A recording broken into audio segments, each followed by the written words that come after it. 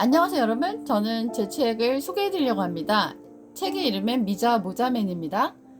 제 저자를 소개해 보겠습니다. 안녕하세요. 저는 화상영어를 하며 살고 있는 송글입니다. 가장 슬픈 것 싫어하는 이야기를 우연히 올렸다가 뒷이야기를 꼭 써달라고 하는 너무 많은 댓글이 달려서 쓰다 보니 책 한 권을 써버렸네요. 독자님의 반응이 너무 뜨겁고 진지해서 태어나서 처음 소설을 썼어요. 소설은 지어낸 것이라서 별로 좋아하지 않았던 저는 소설을 읽어본 적이 딱 한 번인 사람인데 이 글을 쓰기 위해 소설 몇 권을 읽고 필사도 하며 혼자 공부하며 썼네요. 미자와 모자맨이 어떻게 될지 너무 궁금하다고 매일 올리시라던 귀여운 독자들의 댓글이 생각납니다. 댓글로 너무 응원해 주시던 어떤 분의 닉네임이 박정우님이셨는데 제가 언젠가 이름을 소설에 등장시켜 드리겠다 약속을 해서 모자맨의 이름을 박정우님이라고 지었네요. 매일 한 편씩 올리며 댓글을 읽으며 하루를 보내는 시간들이 지나가는데요. 미자와 모자맨이란 이 연애소설이 단순히 사랑 이야기가 아니라 힐링이 되는 이야기, 신앙을 갖는 접촉점이 되는 이야기, 가족에 대해 질문해보는 이야기, 빈부격차나 여러 세상적 잣대로 서로 재서 만나는 결혼에 대해 무엇이 중요한 기준인지 이야기해보고 싶었습니다. 이 소설이 여러분에게 뭔가 좋은 영향을 끼친다면 저는 행복할 것 같습니다. 우연히 쓴 한 에세이가 소설로 발전되는 과정을 보며 이것이 우연이 아니라 필연이 될 수도 있겠다는 생각이 들었습니다. 요즘 유행했던 명드라마 해방일지보다 더 큰 여운을 준다고 써주신 댓글이 저에게 큰 용기를 주어 이 책을 세상에 내보냅니다. 부디 미자와 모자맨의 사랑을 응원해 주시고 결혼 후 이야기를 여러분의 상상 속에 아름답게 꽃피워 주시길 바랄게요.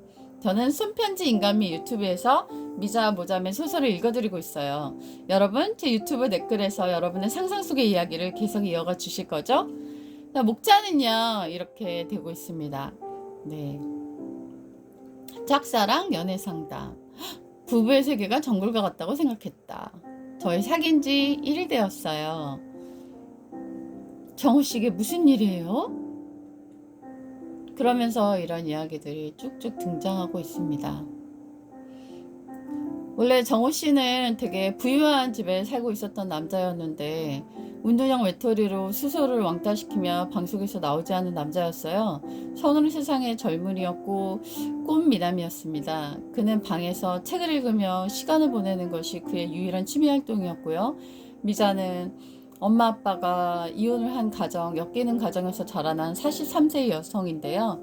아버지는 바람핀 엄마 때문에 상처를 받아서 그만 돌아가셨고요. 어머니는 바람핀 남자와 결혼해서 사실은 고아와 마찬가지인 삶을 아버지가 이전에 했던 서점을 이어받아서 오늘이 내일 같고 내일이 모레 같은 그런 날을 보내고 있다가 자신이 만난 초등학교 동창들이 준 어떤 영향력으로 인해서 자신이 이전과는 다른 삶을 살아야겠다라는 결심을 하게 되었어요.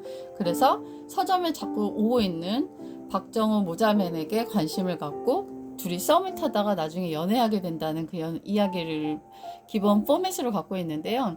그 내용을 통해서 단순히 연애 이야기 같지만 두 사람의 가정의 어려움 또한 생활 속에 있었던 고통 것들을 통하여 서로를 상처를 기어가는 그런 아름다운 연애 이야기라고 볼 수 있고요. 그것이 우리에게 시사해주는 것들이 많이 있을 거라고 생각합니다.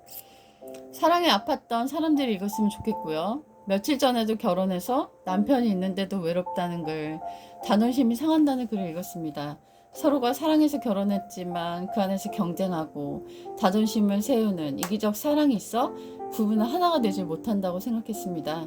이혼공화국 대한민국에서 쉽게 무너지는 가정들을 보며 인간의 사랑은 결코 가정을 지킬 수 없다는 메시지를 주고 싶었습니다.